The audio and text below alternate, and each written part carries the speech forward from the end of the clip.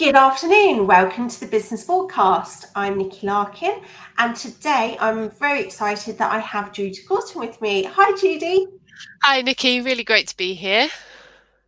Brilliant. So Judy's from Balance Time. Sorry if I said that right. Yeah, no, you said that right. That's perfect. Yeah. For Valentine, and what we're doing is we're bringing two areas together. So there's so much about well-being, and also obviously business, because that's why we're on LinkedIn. So what we're talking today is about how can you help yourself and your team navigate through high stress periods.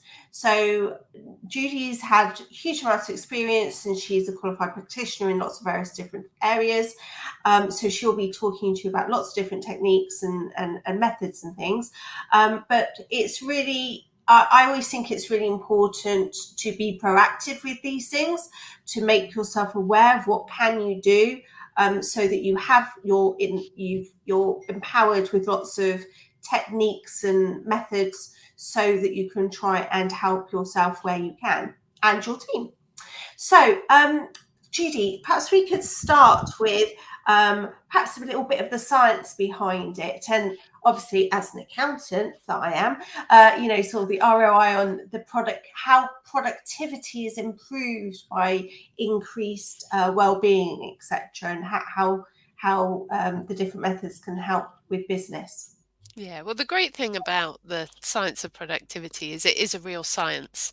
When we talk about the words wellness and well-being, it is seen as this intangible, nice to do, but not very measurable. But in actual fact, there's some real hard science behind it. And there's also some things you can be measuring if you want to see the difference. So you can actually see that your investment in a particular well-being activity is delivering results. So there's lots you can do. But what's important to notice about productivity is there's a really high link to stress.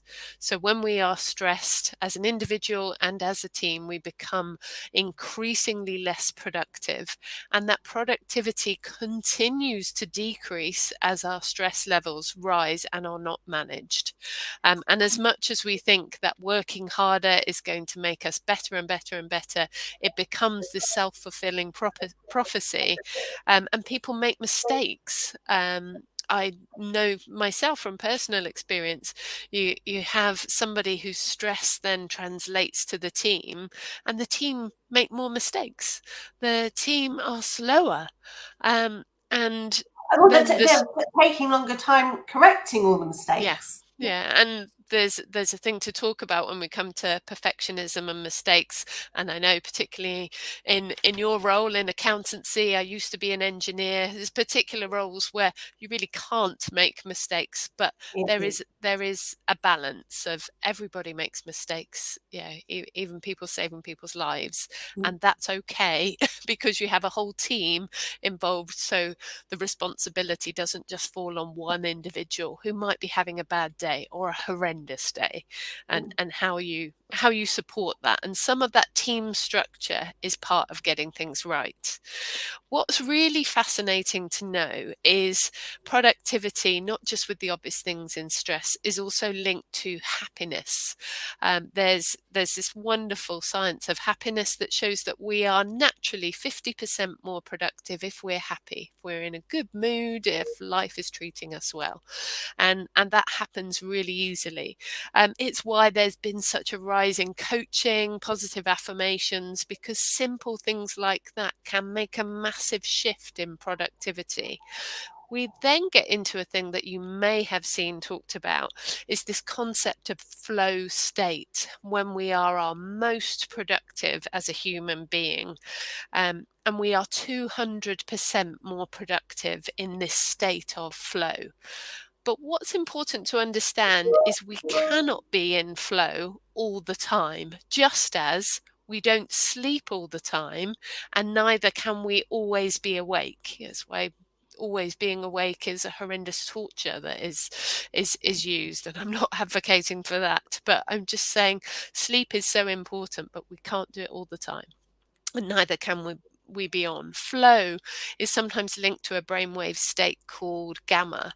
And it was for a long time thought to be only possible in extreme meditators, because it's really easy to measure a Buddhist monk sat with an ECG on his head and all the devices linking up, and show how his or her brain wave pattern is changing. They now know flow state is very much associated with elite professionals, so elite athletes, elite musicians, and when they are in that state of flow, of being completely absorbed in the activity that they are doing. But you can also, just as an elite athlete can be in that state of flow, running that race, doing that bike ride, playing in that concert, we can be in that in our everyday lives, writing that email, doing that set of accounts. And that's where we reach this sweet state of productivity. But Is again, that like, is that like when you get into the zone? Is yeah. that sort of Yeah, so what it's you mean? sometimes called being in the zone, and literally your brainwave pattern changes. And frustratingly, we're not taught this in school. There's this perception that, and more in the Western world, that we either need to be on or off. But there's these other brainwave states that enable us to achieve much more in terms of our productivity, in terms of our creativity. I don't know what it was like for you at school, but for me at my school, we were actively discouraged from daydreaming. Yet it's a really critical brainwave state to go into. That daydreaming, that creative state.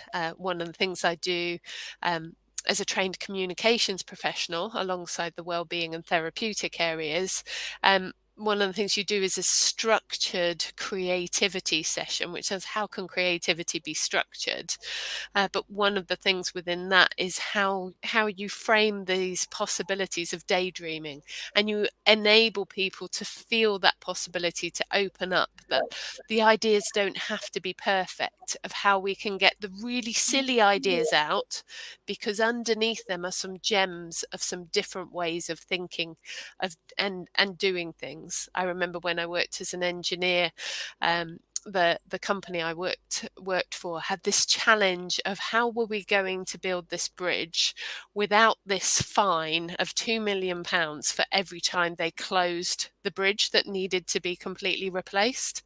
And through this brainstorming, creative, daydreaming technique that the team used, they came up with this concept, which sounds completely bonkers, but it was amazing how it worked, of building the bridge in the wrong place on temporary bridges, and then moving the traffic onto this new temporary bridge, and then building the new bridge underneath, demolishing that and sliding the bridge into place.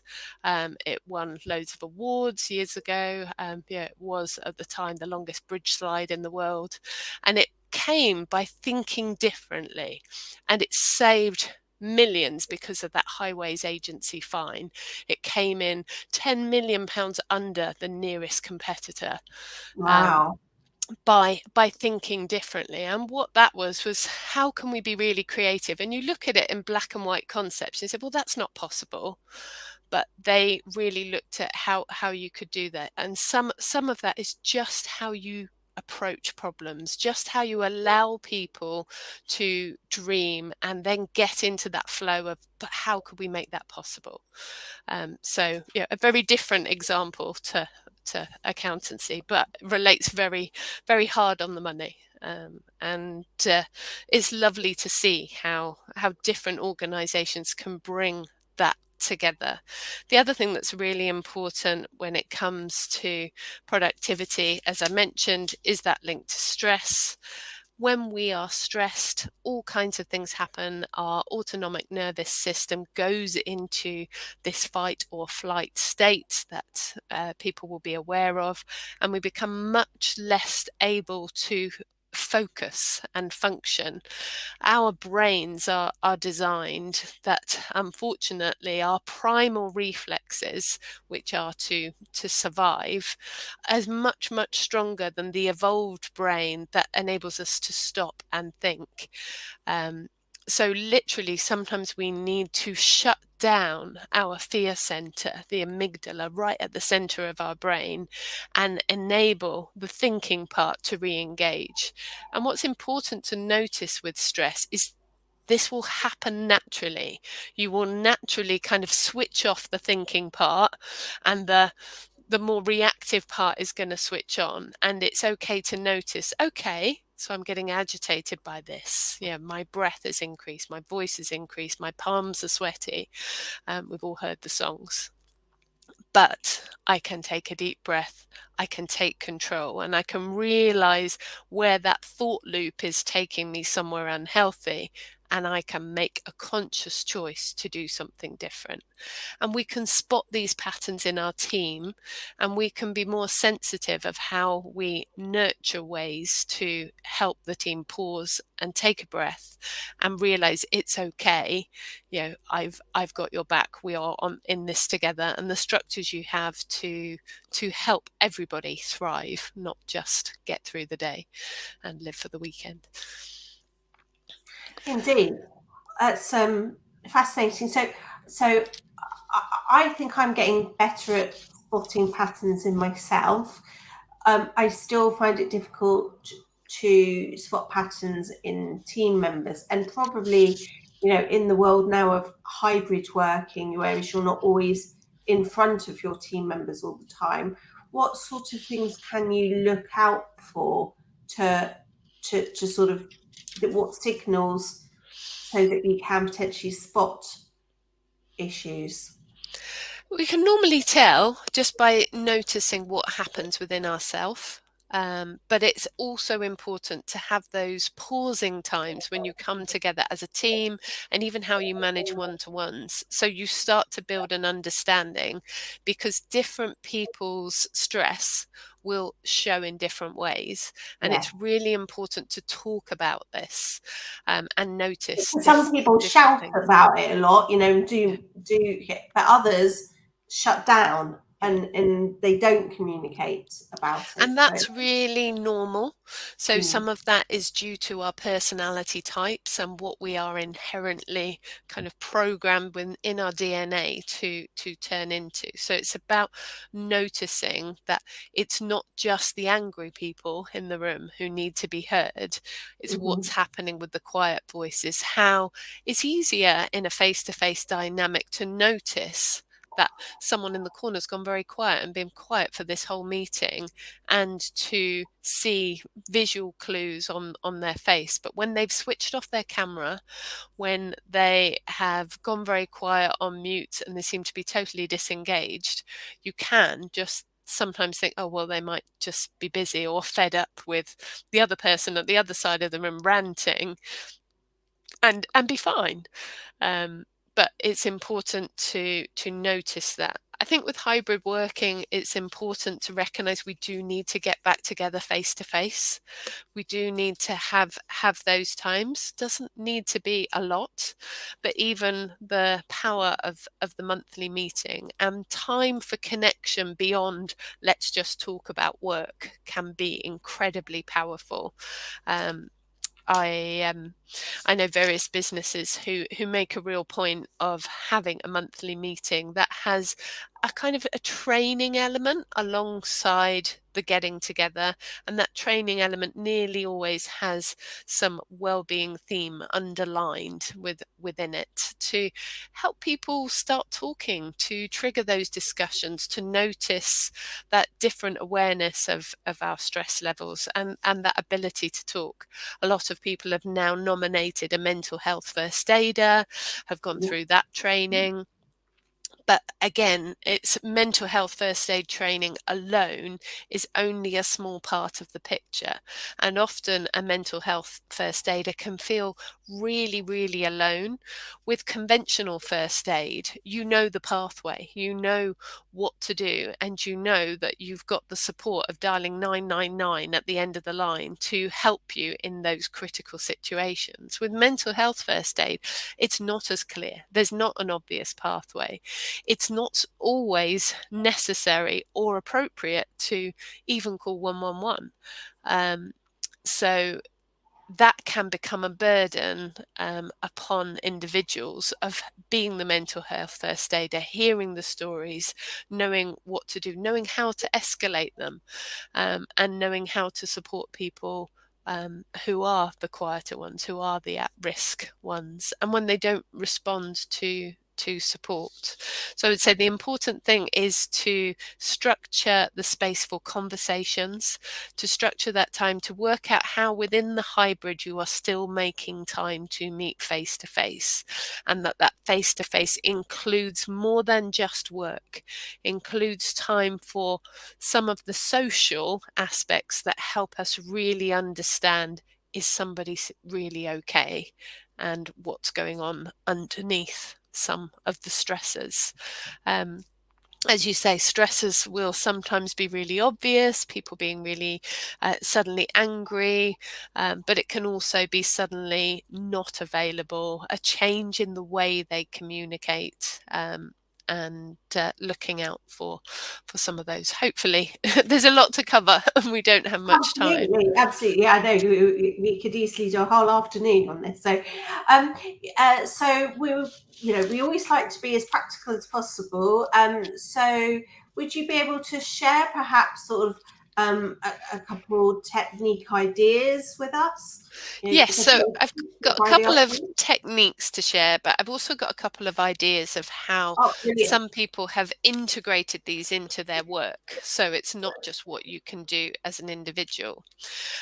So you may have heard that Google has this big thing of of a meditation before meetings. Now, I personally haven't worked for Google, and I don't know how much of that is PR and how much of that is truth. But I know companies who've taken the Google approach very seriously and have embodied it into the way they work. A local company in Thiel that has been fantastic at the way, particularly when they have strategic meetings, that they make a point for a 1 minute pause meditation before they begin their meeting. And this time is a minute's silence to really focus, to stop the noise of what they were doing before. Sometimes they'll do a technique, they might play a meditation, but more often than not, it is a focused minute silence before the meeting starts. And one of the directors who I've worked with there has said it's been fantastic, because even on days when people have come in, it's a face-to-face meeting, people are hybrid, so they work all over, and people have had transport issues, the meeting has been late started, they've still finished on time, on the original time, because they made that point to pause, to focus. Another point that Google do and many companies do, I've seen it really effective, is the pause at the end before you rush off to go to your next meeting. How are you consciously pausing?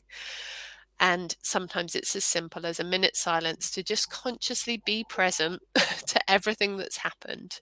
And it does require facilitation. It does require sometimes somebody to hold that space, to have that 1 minute timer, to get a little tool that you can have a little pleasant ting at the end of that minute rather than a nasty alarm going off. But it's really interesting how integrating that focus.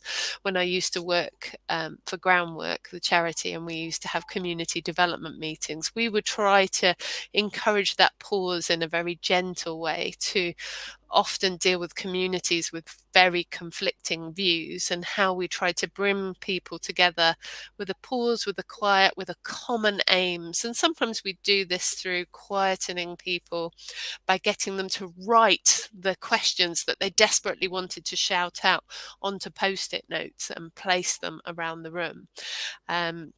It can be a really powerful tool, particularly when you've got somebody dominating the conversation, asking them to stop and write it down, because what they're saying is so valuable, but you can't devote the whole of the meeting to that. But how do we capture those thoughts? Post-it notes are great because they are small generally, and they force people to focus what they're saying into the salient points. And yes, if they're ranting, they will write lots, but most people don't write that much in their day-to-day work, and their hands get tired unless you're training for an exam. They get fed up quite quickly, and they get to the point of what they're trying to say much more efficiently. So those little, I suppose, kind of team collating communications techniques can be part of it.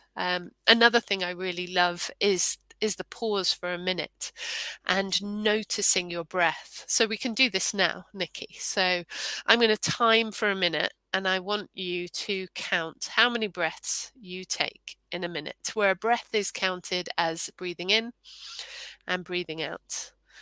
And so when you're ready, start counting your breaths now. And anybody who's watching this, you can also explore this. You can count how many breaths you take in a minute, where a breath is one in and out, and that counts as one. I'm probably really not helping Nikki for her breath count at the moment. And you just notice what happens in that minute as we slow down, as we pause, and we pay attention to our breath. But we also notice the counting. And in this moment, we're not trying to change anything. We're not trying to switch our breath. We're just noticing how many breaths we take in a minute. And even as I'm talking, I'm slowing down. You've got 10 more seconds left. Carry on that count. And how many did you get, Nikki? Well, I think I may have miscounted a couple of times, but because then I was listening to you, but 19, I think 19. it was. Anybody who's listening live, love to hear how you got on. And pop it in the comments. Do pop in the comments how many breaths you took, whether you were distracted by me talking and forgot to count. That's fine too. It's interesting to know. So when we are anything above 5.5, our body is naturally in a stress state of our autonomic nervous system. Now, we use the word stress in different ways. And what's physically going on in a stress state, we have throughout our day. Even if we're in the happiest zone and the positive flow zone, we will be going in and out of a stress pattern because it's how our autonomic nervous system works. It goes from this parasympathetic to sympathetic wave of stress and relaxation, or sometimes called rest and digest phase. The rest and digest phase happens when our breath regulates and other things that our body does. And we can sometimes hack our brain to go into a rest state by switching our breath pattern to 5.5 breaths a minute. When you've done 19, you'll be thinking, how on earth am I going to reduce that to 5.5? I'm going to run out of air. I'm just going to be holding my breath. Well, I'm going to show you now a really easy technique to do. And essentially what we're going to do is we're going to breathe in a rhythm, and I'm going to, bit like a PT. 31. Oh, wow. Well, and that's okay. That's because you keep opening too many offices, Michael. That's why that's so hard. And Michael, I tell you, I speak to children and they have loads, and often people will see it as a competition when you do it. Oh, I got to 98. And I really don't think people are breathing that fast, but just notice. So we're going to try and... I was confused because I was thinking of what my resting pulse rate is. And I was thinking about, I wonder how my pulse rate is fixing into my breath rate. Because, isn't it supposed to be your resting pulse rate is good if it's 40 to 50 or whatever. And I know mine's a little bit over that at the moment, but that's what I was sort of, in my mind, I was thinking about the maths between the two. which I'm sure there is, but we're Yeah. just going to focus on breath. I'm not going Sorry, to overly complicate it. And let's see how we get on. So if you're able to do this at home, let's give it a go together. What we're going to do is going to breathe in a rhythm, and like a PT, I'm going to guide you. And I just want you to try to do this. It's a very safe technique. I wouldn't do it if you're driving, because you're maybe so focused on what I'm saying. But if you're sat somewhere safe, you can do this technique. It's safe for people with breath conditions, asthma. Very, very safe technique. So you should be fine. But if you experience any difficulty, just stop and breathe normally. You don't have to force yourself to do anything that's uncomfortable. You will notice, Nikki, I'm going to look at you and watch you, that at times when I'm saying keep breathing in, you'll be like, I can't, I'm just holding. And then it will start to shift. By the time we get to the end of the minute, it'll be like, oh, I can breathe in more, and the exhalation happens more easily. So just go with it, notice what's happening, and see. So we'll begin with the deep breath in and out. And then I want you to breathe in for a count of 4. So breathe in, in, in, in, and now exhale, and exhale, and exhale, and exhale. And again for a count of 4. In, in, in, in, and out, out, out, out. Now increasing that to 5. In, 2, 3, 4, 5. Out, 2, 3, 4, 5. And again, in, 2, 3, 4, 5.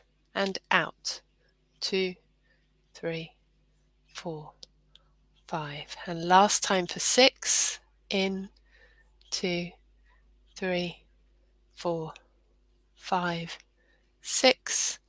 Out, 2, 3, 4, 5, 6.